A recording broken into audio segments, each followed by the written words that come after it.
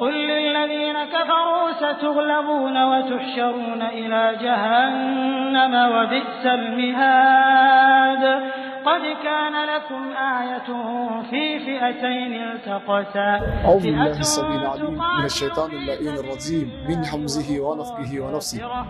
الحمد لله وكفى وصلاة وسلام على عباده الذين اصطفى إنما الأعمال بالنيات وإنما لكل امرئ ما نوى وبعد. السلام عليكم ورحمة الله وبركاته. ‘Yan uwana musulmi al'ummar Najeriya, ina so in ja hankalinmu a bisa ga abin da yake tunkaranmu nan da ‘yan awanni masu zuwa insha Allah ta'ala. Kamar yadda muka sani, babu shakka annabi Muhammad sallallahu alaihi wa alihi wa sallama ya koyar da mu ka'idoji da za mu bi rayuwa don zaman lafiya a cikin rayuwarmu. Saboda haka zaben da ke tunkaro mu a Najeriya nan da 'yan awanni, ina so in ja hankalin 'yan uwana musulmi baki daya mu sani cewa wannan koyi ne da sunnar manzon Allah sallallahu alaihi wa alihi wa sallama. Lokacin da manzon Allah sallallahu alaihi wa sallam ya wafati ya koma zuwa ga Allah subhanahu wa ta'ala, ba a binne shi ba saboda kar a bar duniya babu shugabanci, har tsawon waɗansu kwanaki sai da aka kalifantar da sayyidina Abubakar Siddiq a matsayin khalifan manzon Allah sallallahu alaihi wasallam na farko. Haka bayan komawar khalifa Abubakar zuwa ga Allah, shi ma sai da aka sa sayyidina Umar, bayan Abubakar aka sa Umar, bayan Umar aka sa Usman, bayan Usman aka sa Aliyu. Haka duniya take tohowa har zuwa yanzu da muke ciki. To mu sani manzon Allah ya gaya mana wane ne shugaba wanda ya kamata mu zaɓe shi. Annabi sallallahu alaihi wasallam ya ce mana shugaban da ya kamata mu zaɓe shi mafi alkhairi a cikin mu shine shugaban da yake ƙaunan mu, yake son mu, yake yi mana addu'a, muke yi masa addu'a. Ya zaka gane shugaba wanda yake son ka? Shugaba wanda yake son ka shine wanda ya shiga cikin lamarinka kafin ya zo da bukata, wanda yake taimakawa al'umma kafin ya zo da bukata, shugaban da zai iya taimako da abin da Allah subhanahu wataala ya hore masa. Wannan shine lalle hakika shugaba wanda yake nagartacce. Abu na biyu, Allah subhanahu wa ta'ala na cewa inna khayra man ista'jalta al-qawiyyul amin. Lalle hakika mafi alkhairin wanda za ku wakilta a cikin al'amuran ku shine al-qawiyyu, wanda yake mai karfin da zai iya kare mutuncin ku, al-aminu, wanda zai iya kiyaye muku martaba ku da dukiyar ku, ba zai dinka sace muku dukiyar ku ba. Sannan manzon Allah sallallahu alaihi wa alihi wa sallama ya nusar da mu zaman lafiya a lokacin wato ainihin shugabanci, ma'ana mubaya'a ga shugaba. Haƙƙin musulmi ne ya fita ya kaɗa ƙuri'a a cikin limana, zaman lafiya, kyakkyawar mu'amala. Mu sani cewa waɗannan 'yan siyasan da suke fitowa suke gora kawunan mu, duk gabaki ɗayansu gaba ɗaya buƙatar su ce a karan kansu, ba wani wanda yake da buƙata dan al'umma.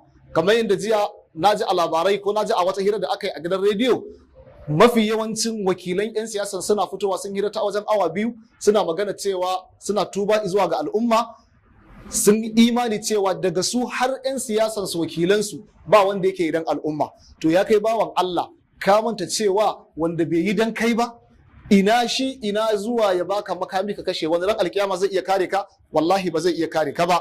Allah subhanahu wataala ya ce man qatala mu'minan متعمدا فجزاؤه جهنم خالدا فيها وغضب الله عليه ولعنه وعد له عذابا مهينا. dukkanin wanda ya kashe rai mumini, Allah subhanahu wataala ya tsine masa albarka, ya yi fushi da shi, ya la'ance shi, sannan kuma Allah ya masa tanadi azaba mai raɗi a gobe alkiyama. So da ka hakkin iyaye a dunkule, iyaye ku ji tsoron Allah, ku sani Allah subhanahu wataala ya baku amanar iyayenku.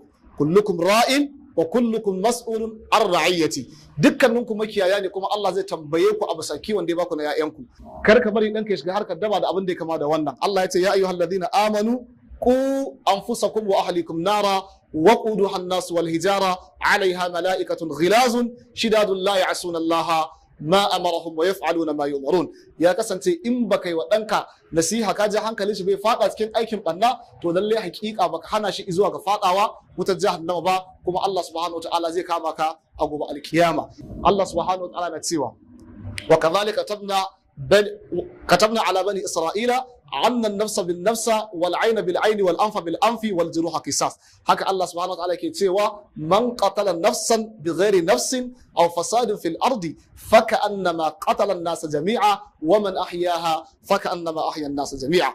Dukkanin wanda ya kashe ran mumini guda daya ba tare da wani haƙƙi ba, to Allah subhanahu wataala ce kamar ka kashe ran al'umma ne gabaki daya. haka manzon Allah yake cewa ran mumini guda ɗaya a gurin Allah subhanahu wataala ya fi duniya da abin da ke cikin duniya. Ma'ana da a kashe ran mumini guda ɗaya ya fi sauki a gurin Allah ya tashi hankalin duniya gaba ɗaya a kifar da duniya kowa ya koma izuwa ga Allah subhanahu wataala.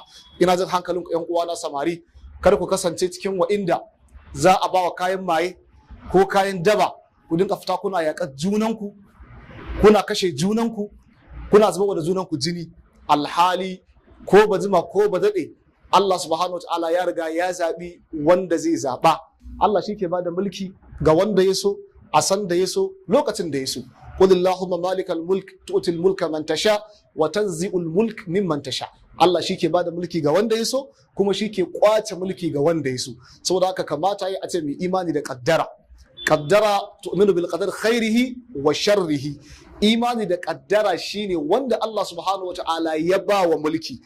Wanda bai bashi ba ya zo su haɗa ƙarfi da ƙarfe in dai al'umma ce a gaban shi ya zo a taimaki al'umma gaba ɗaya. Saboda ka muna ƙara jan hankalin 'yan uwa da abokan arziki da kowa haƙƙinsa ne wajibi ya fito ya kaɗa ƙuri'a. Sannan in an tashi kaɗa ƙuri'a a duba cancanta, ka sani duk wanda ka zaɓa zaka ba Allah labarin abin da ya sa ka zaɓe shi. Ba magana cewa wani ɗan jam'iyyata ne, wani ɗan gidanmu ne, wani aƙidan mu iri ɗaya ce, a'a shin ya cancanta a bisa turba ta addinin musulunci? In ya cancanta a kowace irin jam'iyya ce ka kaɗa masa ƙuri'a. In bai cancanta ba kada ka kaɗa masa ƙuri'a, saboda wallahi ran alkiyama sai ka ba Allah labarin abin da ya sa ka zaɓi, ko da shugaban ƙasa ne, ko da gwamna ne, ko majalisar jiha ko na tarayya, kowane irin shugaba ne, sai ka ba Allah labari abin da ya sa ka zaɓe shi. Fata na ubangiji Allah ka sa a zaɓe lafiya a gama lafiya. Abin da yake ba mu tsoro ubangiji Allah ka janye mana shi. Allah ka saukar da nutsuwa da kwanciyar hankali a gare mu. Allah ka ba mu shugabanni na gari. Assalamu alaikum wa rahmatullahi wa